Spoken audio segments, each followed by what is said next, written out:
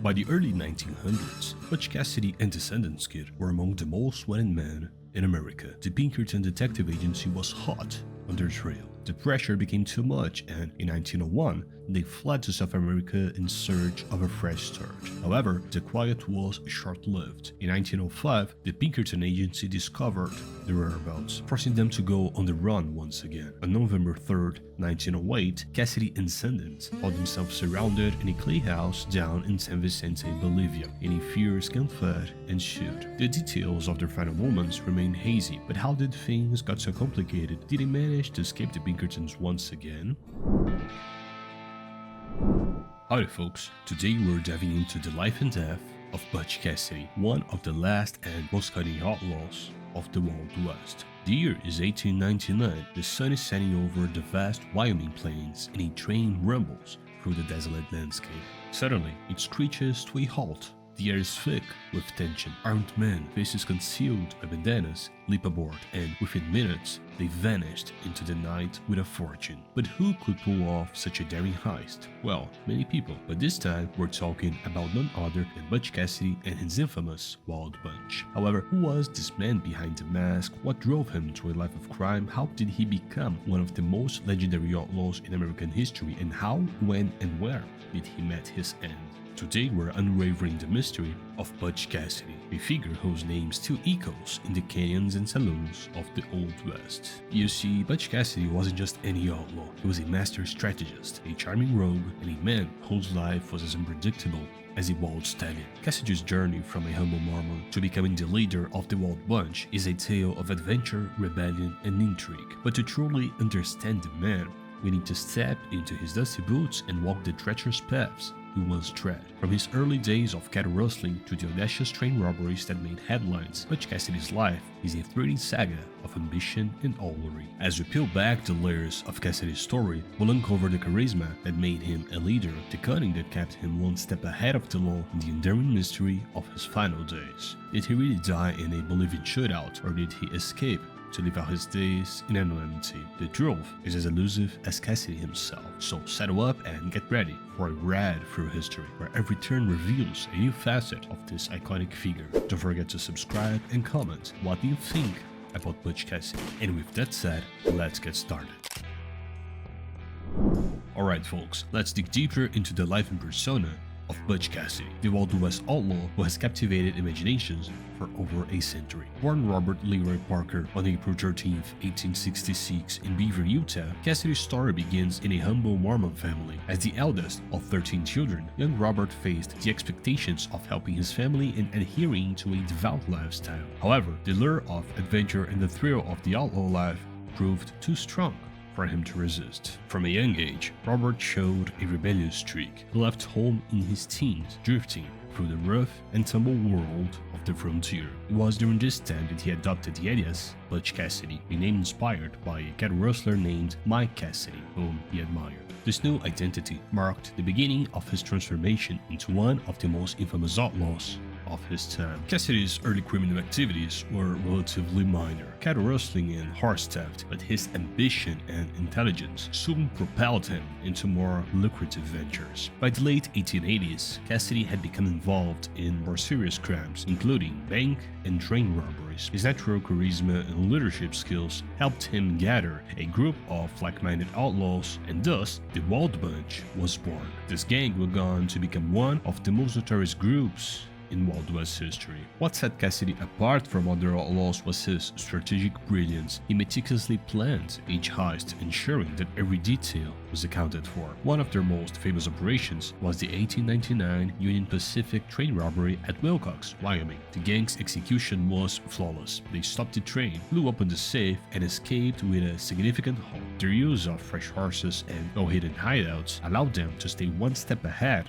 of the pursuing lawman. Cassidy's persona was equally fascinating. Unlike many of his contemporaries, he preferred to avoid unnecessary violence. He was known for his charm and wit, qualities that earned him a certain level of respect even from those he robbed. This approach not only made him a popular figure, but also helped him maintain loyalty within his gang. His ability to blend into various communities using different disguises and identities made him a master of evasion. Despite his criminal lifestyle, Cassidy's personal code and affability earned him a Robin Hood-like reputation in some circles. He was seen as a gentleman bandit, someone who, while breaking the law, maintained a certain ethical standard.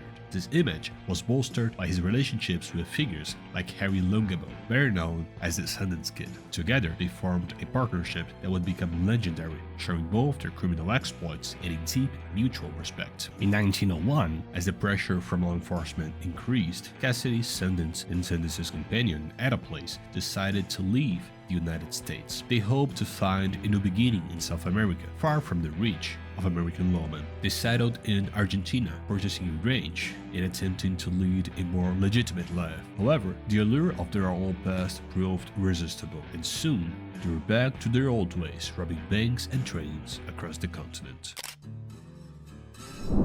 Now folks, we're diving into the final chapter of Butch Cassidy's thrilling saga, the events that led to his mysterious death. As the walls began closing in on him and his partner, the Sundance Kid, their legendary exploits took a fateful turn. So grab your hats and hold on tight as we unravel the dramatic end of one of the Wild West's most infamous outlaws. By the early 1900s, Butch Cassidy and the Sundance Kid were among the most wanted men in America. The Pinkerton Detective Agency, lawmen, and bounty hunters were all hot on their trail. The pressure became too much, and in 1901, Cassidy and Sundance, along with Sundance's girlfriend, Ada Place, fled to South America in search of a fresh start. They hoped to leave their outlaw days behind, but their past would soon catch up with them. Settling in Argentina, the trio attempted to go straight. They purchased a ranch in the Tinola Valley, trying their hand at being respectable rangers. For a few years, they managed to stay under the radar, living a quiet life far from their notorious past. However, the quiet was short-lived. In 1905, the Pinkerton Agency discovered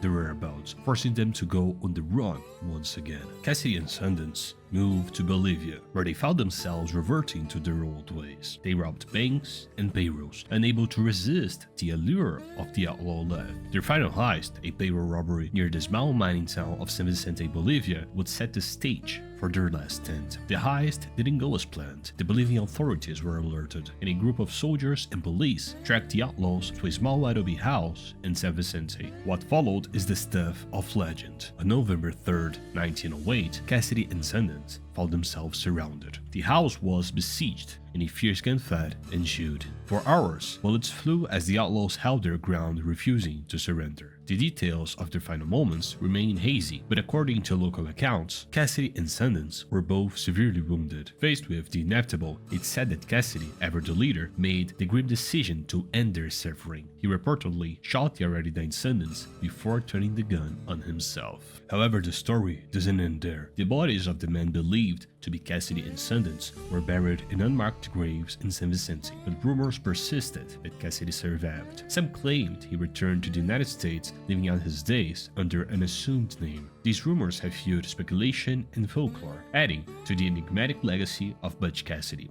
Over the years, various individuals have come forward, claiming to have known the aging outlaw or possessing evidence of his survival. Despite numerous investigations and forensic tests, the mystery remains unsolved, leaving Cassidy's final fate as elusive as the man himself. Butch Cassidy's death, whether it occurred in that Bolivian shootout or under a different set of circumstances, marked the end of an era. The Wild West was rapidly changing, with law enforcement becoming more organized and technology improving, making it harder for outlaws to evade capture. Cassidy and Sundance represented the last of a dying breed, figures who epitomized the lawless spirit of the frontier. Their deaths symbolized the closing chapter of the Wild West, a transition from the wild, untamed land to a more controlled and regulated society. Cassidy's life and death have been immortalized in countless books, movies, and stories, ensuring that his legend lives on. He's often portrayed as a Robin Hood-like figure, a man who, despite his criminal ways, possessed a certain charm and moral code that set him apart from other outlaws. This romanticized view of Cassidy has kept his story alive, captivating generation after generation. In the end, Butch Cassidy's legacy is a testament to the enduring allure of the Wild West. His life was a blend of fact and fiction, a narrative shaped by both his daring deeds and the myths that grew around him. Whether he met his end in Bolivia or lived on in anonymity, Cassidy remains a symbol of the untamed spirit of the frontier. His story is a reminder of a time when the line between right and wrong was as wide as the open plains, and when outlaws could become legends. So, as we close this chapter on Butch Cassidy, remember the man, the myth, and the legend that continues to fascinate us all. Thank you for joining me in this journey through history. Don't forget to like, subscribe, and hit the notification bell for more tales from the wild, wild west. And always remember, folks, to keep your boots dusty, your spirits high, and I'll see you on the next time.